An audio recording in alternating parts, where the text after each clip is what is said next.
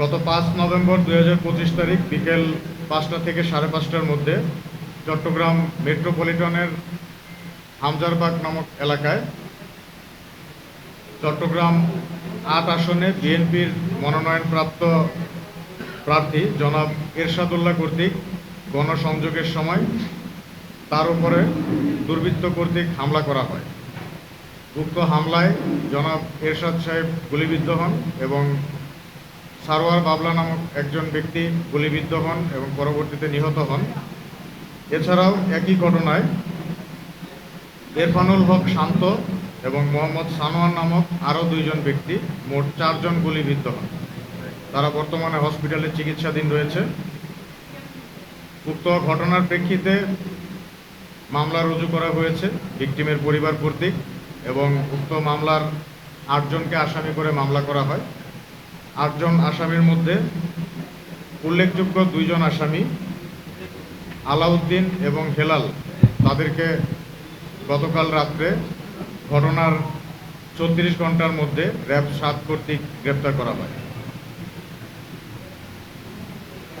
একই দিনে 5 নভেম্বর 2025 তারিখে রাত আনুমানিক 11টা থেকে 11:30টার দিকে রাউজানের বাগওয়ান ইউনিয়নের চৌধুরীপাড়া এলাকায় সুমন, ইসমাইল, খুরশেদ ও সোহেল এই 4 জন ব্যক্তিকে দুর্বৃত্ত কর্তৃক গুলি করা হয়। উক্ত ঘটনার প্রেক্ষিতে ভিকটিমদের কাছ থেকে আমরা তথ্য সংগ্রহ করি এবং তাদের জবানবন্দি থেকে প্রাপ্ত তথ্যের উপর ভিত্তি করে প্রধান আসামি ইশতিয়াক চৌধুরী সহ জ্যাকি ও জনি নামে আরও 2 জনকে, মোট 3 জনকে আমরা একটি বিদেশি পিস্তল, একটি ম্যাগাজিন ও 4 রাউন্ড তাজা অ্যামুনেশন সহ গতকাল রাত্রে গ্রেপ্তার করতে সক্ষম হয়েছে। গত 6 নভেম্বর 2025 তারিখে বিকেলে চট্টগ্রাম মেট্রোপলিটনের চালিতাতলী এলাকায় ইদ্রিস নামক একজন অটোরিকশা চালককে দুর্বৃত্ত কর্তৃক গুলি করা হয়, তার পায়ে 2টি গুলি করা হয়। উক্ত ঘটনার প্রেক্ষিতে ভিকটিমের কাছ থেকে আমরা জবানবন্দি গ্রহণ করি এবং তার কাছ থেকে জানতে পারি যে এর সাথে 3 জন ব্যক্তি জড়িত ছিল। ওই 3 জন ব্যক্তির মধ্যে রাজ নামক একজন ব্যক্তিকে গতকাল রাত্রে ঘটনার 12 ঘন্টার মধ্যে র্যাব 7 কর্তৃক গ্রেপ্তার করা হয়েছে।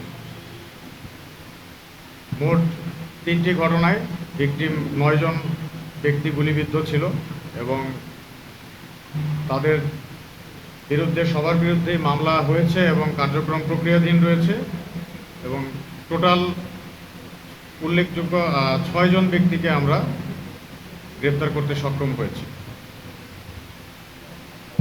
তাদেরকে যাদের গ্রেপ্তার করা হয়েছে তাদের বিরুদ্ধে পরবর্তী আইনানুগ ব্যবস্থা গ্রহণ করা হবে। প্রথম ঘটনা যেটা, জনাব এরশাদ সাহেব এবং সারোয়ার বাবলা পাশাপাশি ছিলেন।